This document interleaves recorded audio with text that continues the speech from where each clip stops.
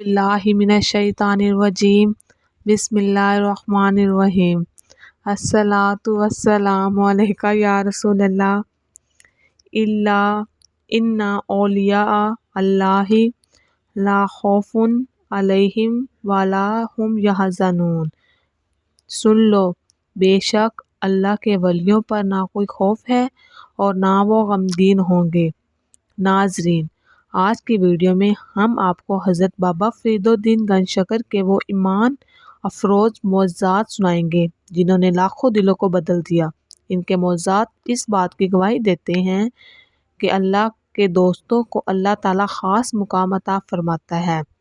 बाबा फरीद का तारुफ। आपका नाम शेख फरीदुद्दीन मसूद गंजशकर था। सिलसिला चिश्तिया के अजीम बुजुर्ग थे।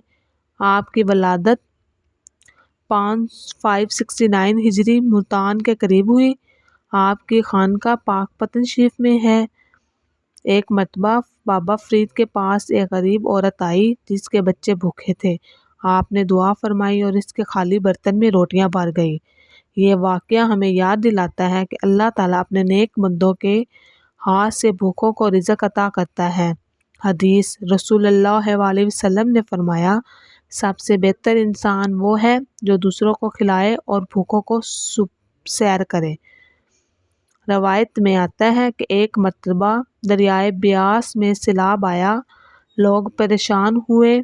आपने मिट्टी की एक डली दरिया में फेंकी और फरमाया, ठहर जा, अल्लाह के हुक्म से। फौरन पानी थम गया और लोग महफूज हो गए। ये वाक़या इस बात की दलील है कि अल्लाह ताला अपने वलियों की दुआ और इशारे को कबूल फरमा लेता है। कुरान का हवाला। जब मेरा बंदा मुझे पुकारता है तो मैं करीब होता हूँ और उसकी दुआ कबूल करता हूँ। एक जालिम हाकिम ने बाबा फरीद को सताने की कोशिश की, लेकिन जब उसने करीब आकर आपका चेहरा देखा तो लर्ज़ गया और वो रोने लगा। आपकी दुआ से इसका दिल बदल गया और वो नेक बन गया। ये इस बात की दलील है कि अल्लाह ताला अपने नेक बंदों को ऐसा रौब और नूर अता फरमाता है कि दुश्मन भी इनके सामने झुक जाता है। हदीस रसूलुल्लाह अलैहि वसल्लम ने फरमाया, अल्लाह ताला के कुछ ऐसे बंदे हैं जिन्हें देखना ही अल्लाह को याद दिलाने वाला होता है। लोहे का नरम होना। कहा जाता है कि एक मरतबा मजदूर आपके पास आए कि लोहा सख्त है, काम नहीं हो रहा। आपने दुआ फरमाई और वो लोहा मोम की तरह नरम हो गया। ये मौज़ा हमें हज़रत दाऊद अलैहिस्सलाम की याद दिलाता है, जिन्हें अल्लाह ने लोहा नरम करने की ताकत की थी। कुरान का हवाला। और हमने दाऊद के लिए लोहा नरम कर दिया।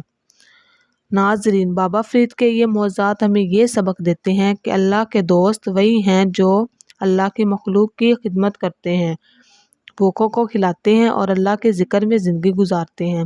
हमें भी चाहिए कि हम इन बुज़ुर्गों की तालीमात पर अमल करें, नमाज कायम करें, वालिदैन की खिदमत करें, भूखों को खिलाएं और दिल से अल्लाह का ज़िक्र करें।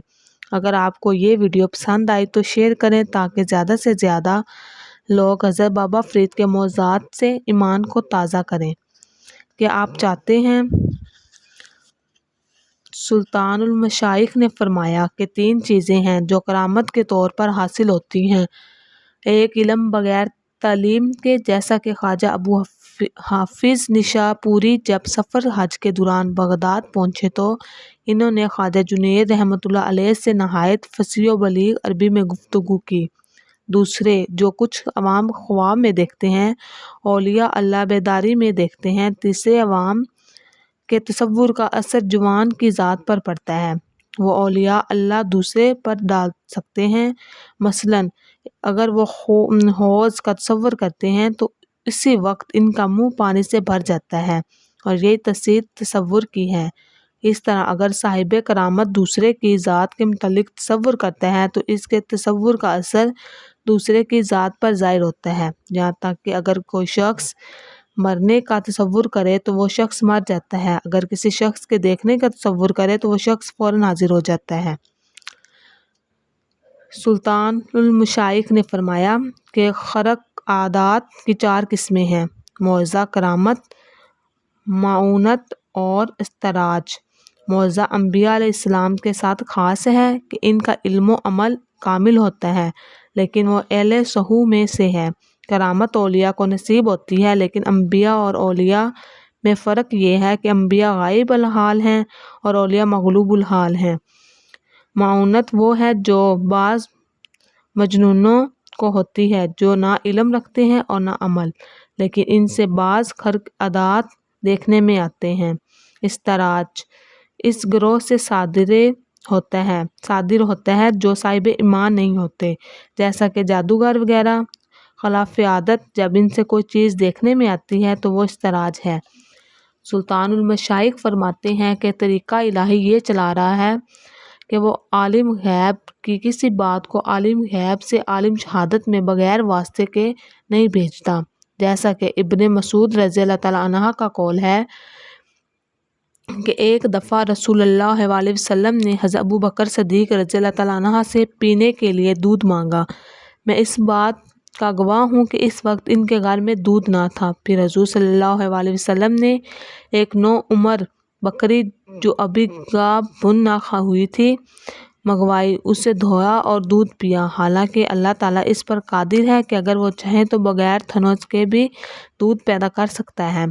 دوسرے یہ کہ ابو ہریرہ رضی اللہ تعالیٰ عنہ سے جو بہت ہی اچھے زمانے میں ایمان لائے اور رسول اکرم صلی اللہ علیہ وسلم کی خدمت میں 3 سال تک حاضر خدمت رہے، اور انہوں نے حضور اکرم صلی اللہ علیہ وسلم سے ان صحابہ رضی اللہ تعالیٰ عنہ سے زیادہ روایتیں بیان کی جو تمام عمر حاضر رہیں اور اپنی چادر کو پھیلائے رہیں، لیکن اس بات کے باوجود حضرت ابو ہریرہ کی روایتیں بہت زیادہ ہیں جو معلوم و مشہور ہیں، پس اس کا کس طرح انکار ہو سکتا ہے کہ آپ صلی اللہ علیہ وسلم نے اپنی امانتوں کو ابو ہریرہ رضی اللہ تعالیٰ عنہ کی چادر میں محفوظ رکھا اور اسرار الہی اس خرقے میں محفوظ رکھے گئے جو حضور اکرم صلی اللہ علیہ وسلم نے حضرت علی رضی اللہ تعالیٰ عنہ کو پہنایا تھا۔